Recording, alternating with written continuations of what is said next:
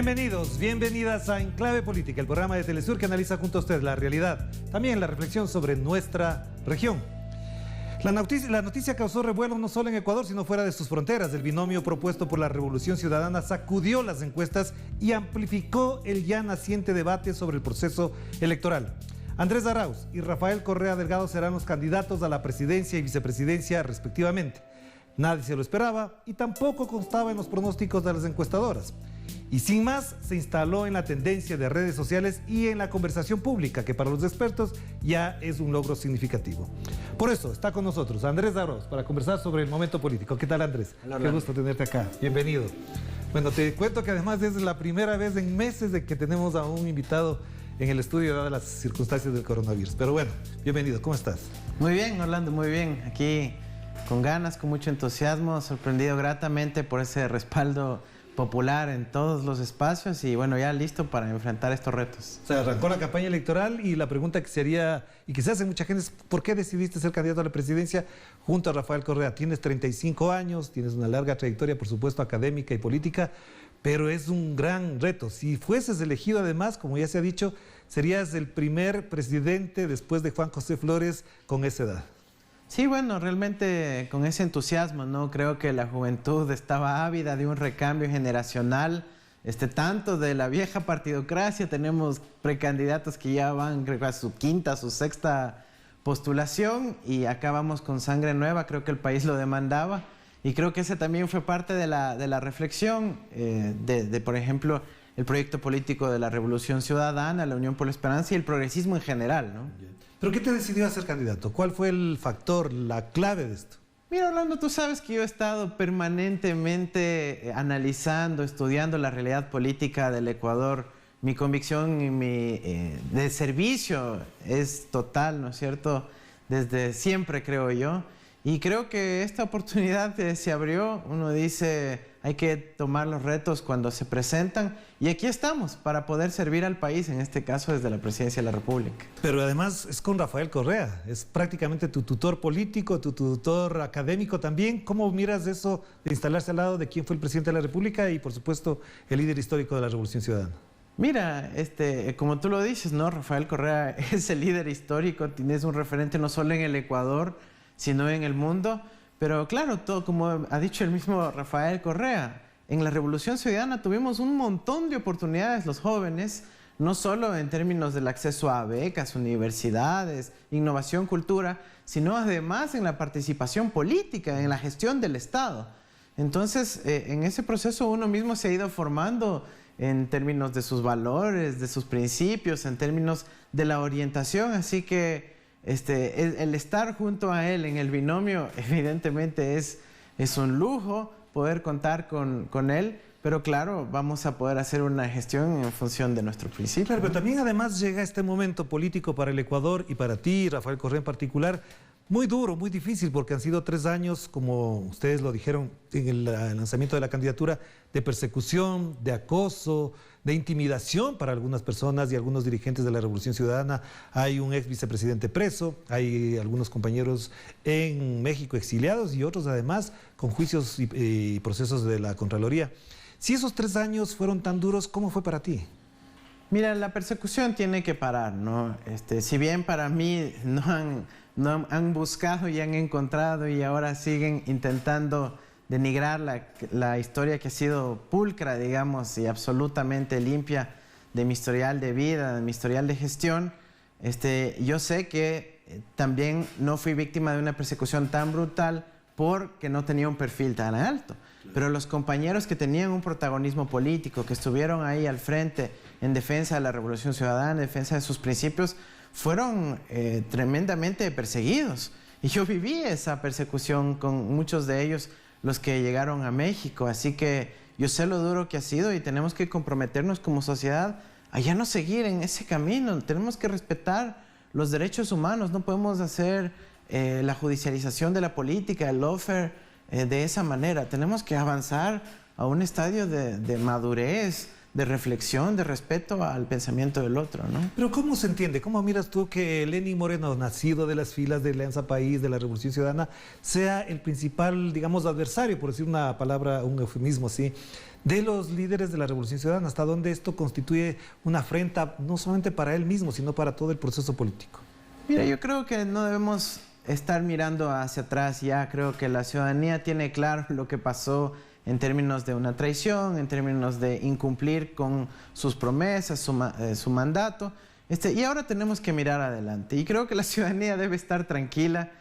Sí, yo creo que soy una persona de la confianza de Rafael Correa, pero también del amplio espectro de la Revolución Ciudadana y de las fuerzas progresistas, incluso más ampliamente, y es eso lo que vamos a ir viendo hacia adelante. Cuando hay consistencia ideológica, cuando hay conciencia histórica del rol que estamos asumiendo en la sociedad, no creo que debamos preocuparnos de elementos como la traición. Y creo que en eso está mi caso. Y la otra cosa, para pasar a este tema que me parece muy importante, el impacto que tuvo tu nombre tiene que ver con dos cosas. Tú le has mencionado una, es decir, no había algo detrás que podría provocar incluso la especulación de que puede haber alguna implicación con tu candidatura, y la otra, la juventud, que ya lo has mencionado. El impacto que tuvo, vemos encuestas, te comentaba incluso antes de la entrevista que una encuesta telefónica que se ha hecho en las últimas horas te da con un 55%, y en segundo lugar estaría Otto Sommerhauser, que todavía no ha oficializado la candidatura hasta este momento, dice del 19%. ¿Qué crees que está reflejando esas cifras y ese impacto desde el punto de vista emocional y hasta desde el punto de vista político, tu presencia, tu candidatura? Mira, Orlando, yo, a pesar que hay un elemento de historia de vida, de pulcra, limpia, a pesar de la juventud, yo creo que la ciudadanía más bien está atendiendo el mensaje de la crisis económica y social que estamos viviendo. Y conoce que nosotros hemos venido haciendo propuestas desde el primer día para solventar esta crisis económica. Nosotros estuvimos ahí ofreciendo alternativas todos los días para poder revertir esta política fondomonetarista que ha privilegiado la muerte por sobre la vida, los intereses de los acreedores en el exterior por sobre las familias ecuatorianas, y saben que sabemos cómo revertir eso, y creo que están viendo en la oportunidad económica de que nosotros podemos ejercer un liderazgo clave ahí, como también la principal motivación de ese apoyo. Y dentro de eso, ¿cuál sería el factor fundamental o el factor que más movilizaría en tu personalidad, en tu conciencia, en tu perspectiva política, la acción gubernamental? Mira, como te digo, yo tengo una convicción de servidor público. Yo conozco el Estado muy bien y no he dejado de estudiar la evolución del Estado en estos 3 años desde que obviamente no participo en este gobierno. A través de espacios de veeduría ciudadana, de observatorios, hemos podido monitorear claramente las leyes, los decretos, las normas, y sabemos exactamente lo que hay que hacer para revertir estas prácticas. Nosotros tenemos además un historial de propuestas que nos va a permitir rápidamente, desde el 24 de mayo, poder tener una serie de recursos disponibles para poder atender la emergencia sanitaria, social y económica que vive el país, Orlando. Claro, pero que ayer en una entrevista, Fausto Herrera, tú lo conoces perfectamente, exministro de Finanzas también del gobierno de la Revolución Ciudadana, se le hacía la siguiente pregunta: si Lenín Moreno se quejó de que no le dejaron la mesa servida, ¿cómo deja el Ecuador el señor Lenín Moreno Garcés? Y él decía, no dejan ni la mesa, no dejan ni la casa, dejan un país en ruinas. Ese país en ruinas, ¿por qué quieres administrarlo? Mira, Orlando, nosotros tenemos que asumir los retos, ¿no es cierto? Lindo fuera que nos digan hazte cargo cuando estamos en pleno boom, cuando todo está yendo bien. Uno se forma justamente para enfrentar los retos que nos pone la vida. Y en este caso, que nos ha puesto el país. Como tú acabas de decir, Moreno nos ha dejado un país destrozado. Éramos un país de clase media y ahora estamos otra vez un país empobrecido, incluso con alarmantes niveles empieza a haber de hambre, ¿no?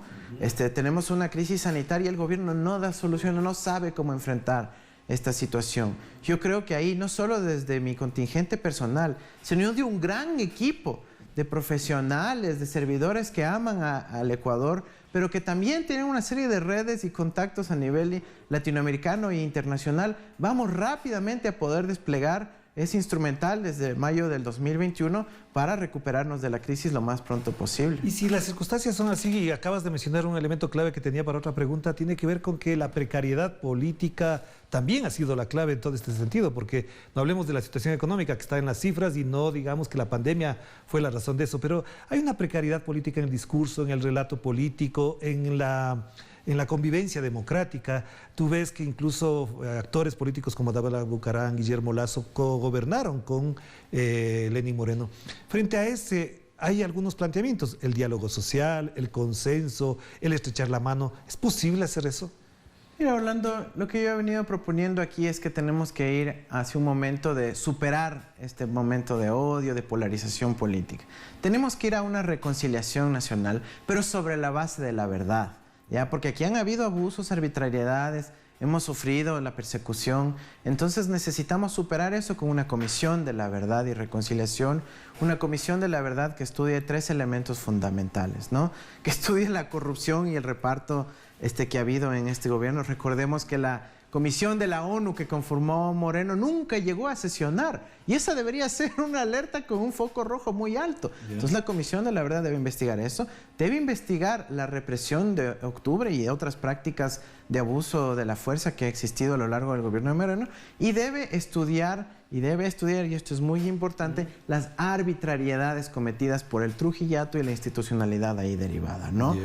Ahí ha habido violaciones al debido proceso, vacancia constitucional, que digamos es una figura totalmente absurda, sacada de los cabellos. Sí, entonces, esas cosas tienen que investigarse y sobre la base de la verdad podemos avanzar en la reconciliación. Además hay un contralor, Pablo Celi, que no fue posesionado por la Asamblea. Evidentemente, mira, o sea, no solo que no ha sido posesionado por la Asamblea, sino que hay el acta, se llama la acción de personal, es una figura formal, en donde ya se lo destituye y existe notarizada y sin embargo es un documento público que no se le hace caso. Entonces es una evidente arbitrariedad, abuso de la fuerza, etcétera, y vamos a ver que eso tendrá que estudiarse en la Comisión de la Verdad para encontrar una salida rápida que recupere la institucionalidad para el Ecuador. Vamos a la primera pausa, Andrés, y volveremos para seguir conversando con Andrés Arauz, candidato a la presidencia de la República del Ecuador por la Revolución Ciudadana, que por supuesto forma parte de una gran coalición llamada UNES. De esto seguiremos hablando en la segunda parte de este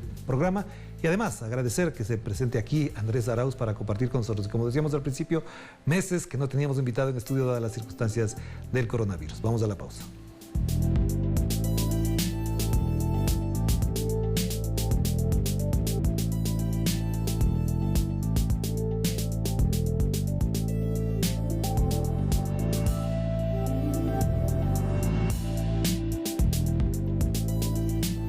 Estamos de vuelta aquí en Enclave Política a través de Telesur, la señal informativa de América Latina y el Caribe. Se encuentra con nosotros Andrés Arauz, candidato presidencial del Ecuador para, por supuesto, las elecciones del febrero del 2021. Andrés, te planteo esta pregunta porque además ha sido como un comentario.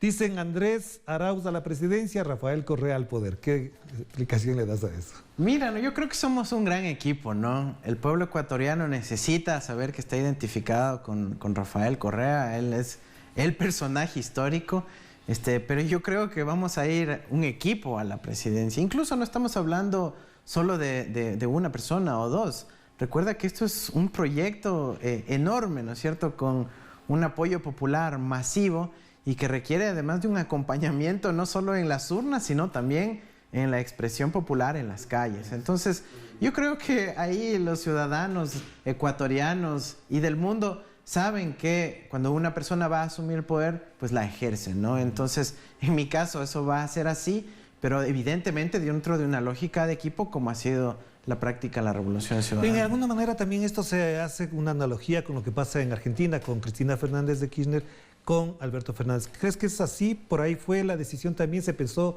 en ese modelo, para llamarlo de alguna manera?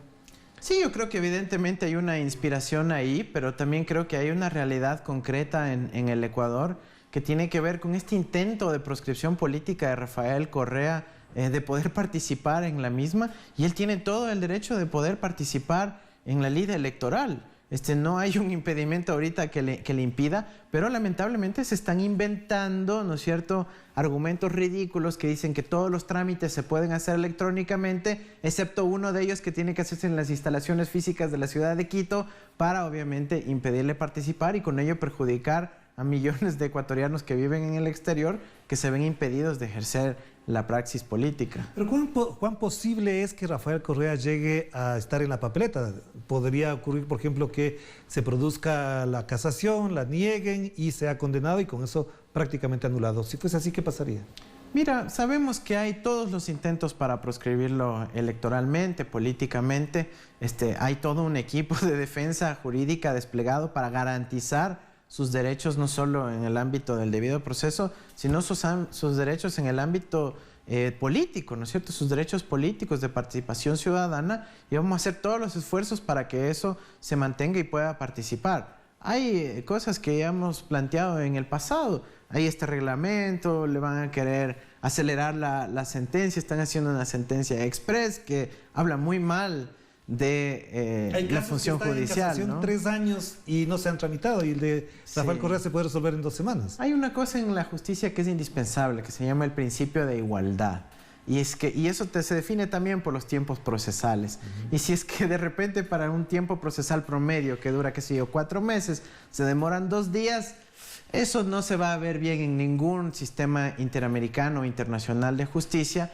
Y creo que la gente que está tomando esa decisión lo sabe, pero van a quedar mal no solo en términos académicos, de su reputación, sino que también la historia creo que juzgará eso adecuadamente, ¿no? Ya, avancemos ahora en el tema de la propuesta del gobierno. Tú has hablado ya del tema de la Comisión de la Verdad, has hablado de algunas propuestas de orden económico, pero también, como tú mencionaste, hay una desinstitucionalización. ¿Cómo retomar la institucionalidad que dejó establecida, planteada, esbozada, incluso a largo plazo, la Revolución Ciudadana? Hay instituciones que por vía decreto y por incluso resoluciones ministeriales se han ido destruyendo, se han ido desmontando. No quiero mencionar los medios públicos, que es una cosa como que ya... Pero hay otras, incluso de orden jurídico, para respaldar derechos fundamentales de los ciudadanos y de las ciudadanas, como por ejemplo en el campo de la educación o lo de la salud. ¿Cómo hacer frente a ese descalabro institucional? Mira, ese es el reto principal que tenemos, Orlando. Si bien la ciudadanía puede tener preocupaciones de índole político, de índole institucional, incluso sobre la función judicial, lo que la gente realmente está preocupada es sobre la situación económica y social, ¿no? Estamos con un nivel de desempleo y subempleo que está llegando ya a la mayoría absoluta de la población, además con expectativas negativas. No es que la cosa se vaya a poner mejor. El gobierno tiene unas deudas enormes con la población, ha preferido pagar la plata afuera en vez de pagar a sus trabajadores, a los proveedores, a los gobiernos locales, y es por ahí donde vamos a ir. Entonces, la institucionalidad también se recupera en recuperar la planificación, Orlando. Cuando hablamos de recuperar el futuro, estamos hablando de recuperar nuestra capacidad de vernos a nosotros mismos proyectados en el tiempo, la capacidad de soñar y luego de poder aterrizar esos sueños en planes, programas y proyectos. Y para eso teníamos una institucionalidad robusta de la planificación. Eso ha sido crítico en el fracaso de la gestión de la pandemia. Desmantelaron el sistema estadístico, desmantelaron las coordinaciones de planificación de los ministerios de salud, la planificación territorial. El Banco Central no da cifras, no da las cifras. Hay una práctica de ocultamiento sistemático de los datos y también de las cifras más críticas, de los muertos y de los enfermos, Orlando. Entonces todo eso no es casual, es porque ha habido una intención de desmantelar, y eso es lo que vamos a recuperar, no solo, insisto, desde la perspectiva institucional, sino porque tiene un impacto concreto en la vida de la gente. Pero ¿cómo hacer todas esas propuestas en este momento donde hay dificultades, por ejemplo, para concentraciones, reuniones? ¿De qué manera la campaña electoral, desde tu perspectiva, Andrés, está planteada para que la gente conozca y te conozca también? Porque obviamente es una figura relativamente joven frente al estrato mediático que tienen los demás. ¿Cómo hacer eso? Mira, yo creo que el mundo entero está pasando por una situación complicada con relación a las campañas y la promoción electoral, incluso el proceso mismo de las elecciones. Ahorita encontraremos la manera de hacerlo vía telemática, con normas de bioseguridad. Eso ahorita no es un poco la prioridad, creo yo, desde la perspectiva de los ciudadanos, sino que puedan haber elecciones, Orlando.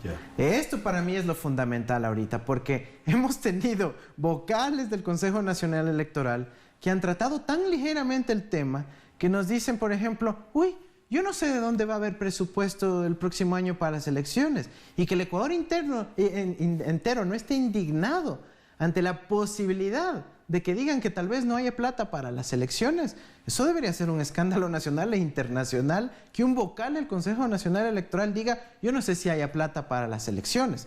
Ojo, ya salieron del argumento de la pandemia, ya salieron del argumento de los tiempos y todo eso, ahora están diciendo es que no va a haber plata para las elecciones. ¿Te imaginas lo que es subordinar una decisión de liquidez de caja fiscal a la regla fundamental de la democracia? Pero sí plata para pagar la deuda. No, obvio, además para prepagarla y para poder seguir negociando los bonos con actores vinculados al mismo proceso, para eso sí hay.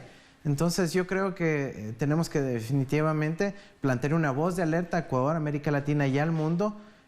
Aquí hay el riesgo, nos quieren quitar la posibilidad de que hayan elecciones y tenemos que estar extremadamente atentos y vigilantes. Ya que estamos entrando en ese terreno, te plantearía incluso la pregunta, ¿hay riesgo de que ocurra en el Ecuador lo que pasa en Bolivia, que por ejemplo Evo Morales gana las elecciones, se genera desde la OEA incluso una sospecha de fraude, se anulan las elecciones, se persigue y se saca del país prácticamente Evo Morales? ¿Es posible que vivamos de eso en el Ecuador?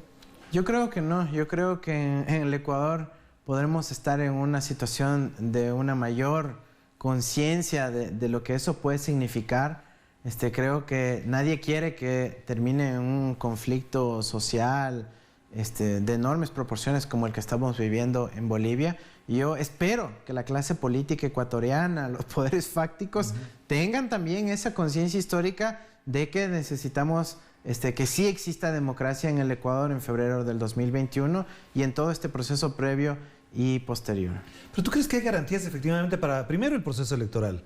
Si ya mencionaste lo que acabas de decir de los que no hay plata. Segundo, ¿hasta dónde la parte técnica y tecnológica del proceso está garantizado? Porque incluso sabemos que otros candidatos han montado sus aparatos tecnológicos para el control electoral. ¿Hasta dónde es posible, incluso desde esa lógica técnica, tecnológica, garantías para el proceso electoral y decidir quién decida el pueblo ecuatoriano, sea presidente de la República o no? Mire, eso es un tema absolutamente crucial, ¿no? Yo, en mis responsabilidades como académico, colaboré en los estudios de lo que fue el supuesto fraude electoral en Bolivia, y nosotros examinamos a detalle todo el proceso informático y demás, y creo que ahí tenemos fortalezas que las vamos a desplegar muy pronto para asegurar que exista un control electoral interno e internacional sobre la parte informática del proceso de elecciones. Yo mismo tengo también formación informática en algunos elementos, formación matemática también, y vamos a estar extremadamente vigilantes para que eso se cumpla. De hecho, ya hemos hecho contactos iniciales para que exista una observación imparcial. Tenemos algún temor sobre lo que pudiera ocurrir el próximo año, pero ya te digo, yendo paso a paso, lo principal es que necesitamos la garantía de que puedan participar todos nuestros candidatos y de que puedan haber elecciones el próximo año. Bien. Y de ahí tenemos ya retos más puntuales. Vamos a entrar entonces en un terreno para finalizar la entrevista, Andrés, y gracias, te insisto por participar en este programa aquí, en los estudios de Telesur. Dos preguntas. Tú eres miembro del Grupo de Puebla, participas también de la Internacional Progresista, y en esos dos espacios de alguna manera se han lanzado ya propuestas sobre el significado que tiene la unidad, la integración regional. ¿Cómo miras en la perspectiva de ser presidente de la República del Ecuador lo que ha dejado fracturado el neoliberalismo en América Latina con deterioro para la UNASUR, CELAC, etcétera? ¿Cómo miras este panorama? Orlando, yo soy un convencido de la integración regional, no solo desde las perspectivas económicas o digamos tecnológicas, que pudieran haber ahí unas enormes ventajas para la población, sino en los ámbitos educativo, cultural, científico, en los temas identitarios. Realmente no podemos pensar cómo América Latina no está unida considerando tantos elementos en común. Y ahora que he podido vivir en México durante un largo tiempo, me he dado cuenta que la integración regional es además un imperativo que lo exigen los pueblos. Esa identidad latinoamericana está presente. Así que vamos a trabajar arduamente para recuperar esa senda de la integración regional, y a un país como Ecuador es al que más le conviene. No dejo de salir de la indignación, casi del trauma, de que un gobierno ecuatoriano haya decidido renunciar a ser la capital de Sudamérica cuando dicen que salen de UNASUR y dejan abandonada la sede de la misma en la mitad del mundo. Eso tiene que indignarnos, tiene que dolernos a todos los ecuatorianos y latinoamericanos. Así que ahí sí, vamos a retomar la integración regional porque unidos somos más fuertes y eso lo sabe todo el mundo. Claro, si hubiese estado la UNASUR, las compras de medicamentos se hubieran resuelto en este momento, lo decía Karina Vance, también ex ministra de Salud, con mucho más criterio, digamos, desde el punto de vista técnico de salud. Y esta última pregunta, Andrés, en este año hay elecciones en los Estados Unidos, se ve que podría ser Joe Biden el presidente de la República, según las encuestas, hasta este momento están planteadas así, pero también hay problemas en la región, en América Latina, con respecto al terrorismo, dicen ellos, y ubican bases militares en Colombia, hay problemas con el narcotráfico, hay problemas con la pobreza. ¿Cómo entender en esta lógica la geopolítica planteada desde los Estados Unidos? ¿Crees que si gana Joe Biden, esto mejorará sustancialmente las relaciones de América Latina con Estados Unidos o no? Mira, la relación de América Latina con Estados Unidos es estructural. Hay unos elementos que son asimétricos por estructura, digamos, por cómo están constituidas las relaciones internacionales en términos fácticos. Pero yo sí creo que hay obviamente espacios de matices y mejoras en uno y otro candidato. Yo no me voy a pronunciar sobre el proceso interno de los Estados Unidos. Pero ellos sí se pronuncian sobre los demás. Ellos se podrán dar esos comentarios en violación de los principios de autodeterminación de los pueblos, pero nosotros vamos a ser muy respetuosos de la soberanía y de los principios de autodeterminación y vamos a tener relaciones con todos los pueblos del mundo, como ya lo he dicho antes. ¿Ya? Y en el caso particular de Estados Unidos, lo que más nos interesa es esa transferencia de conocimiento, ¿no es cierto? Ahí tienen las mejores universidades del mundo, centros de investigación, ciencia y tecnología, y tenemos mucho que nos puede servir para nuestro proceso de desarrollo. Los mismos jóvenes saben exactamente a lo que me refiero. Cuando estamos usando las tecnologías, cuando estamos investigando, cuando queremos encontrar soluciones, tenemos mucho que aprender de ahí y vamos a poder potenciarlo para superar los retos de su desarrollo y para salir de la emergencia económica en la que nos encontramos. Y solamente para cerrar, en función de lo que acabas de mencionar, también hay un elemento que es clave, ya no podemos negar esa realidad. China constituye un fuerte factor de relaciones, de interrelaciones, de geopolítica y hasta de geoeconomía, si cabe el término también. ¿Qué rol debe jugar China y frente a eso, cuál es tu visión de lo que ocurre en este momento con China como un actor principal en todo lo que acabo de mencionar? Mira, China ha sido un gran socio para América Latina, ¿no? Desde más o menos una década y media, cuando empieza un proceso de interacción profunda con los países de América Latina, ha permitido la constitución de una infraestructura que ha potenciado la región en términos económicos. Yo creo que ahí hay mucho todavía que podemos avanzar en términos de la relación de la región con China. Yo participé en las reuniones donde estuvieron los presidentes de la CELAC con la República Popular China, con el presidente Xi Jinping. Estuve también allá en Fortaleza, en la ciudad de Brasil. Tengo el conocimiento directo de esa situación y yo creo que ese es el marco de la relación América Latina con China. Y eso nos va a dar una potencialidad enorme. Bueno, pero además te planteo la última pregunta, ahora sí que me están diciendo que se terminó el tiempo. ¿Cómo vas a afrontar el linchamiento mediático al que ya empezó contigo? ¿Cómo lo asumes? ¿Cómo lo vas a resolver? Porque te digo de verdad, los que hemos pasado por eso, duele, fastidia, no te deja concentrar. ¿Cómo soportar un linchamiento mediático que lo veremos a continuación? Mira, hablando en eso, por suerte estoy súper tranquilo. Yo sé que van a buscar, van a encontrar debajo de la alfombra, van a querer hacer de todo tipo de cosas para poder tratar de exponerme. Yo estoy afortunadamente tranquilo.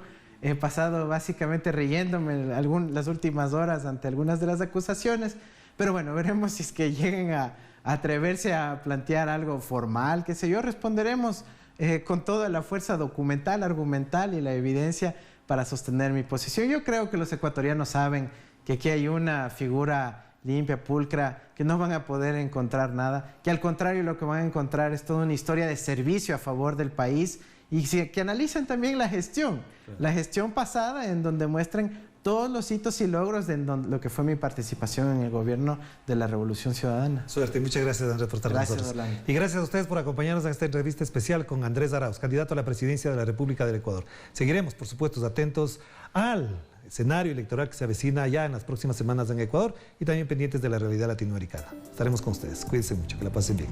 Chao, chao.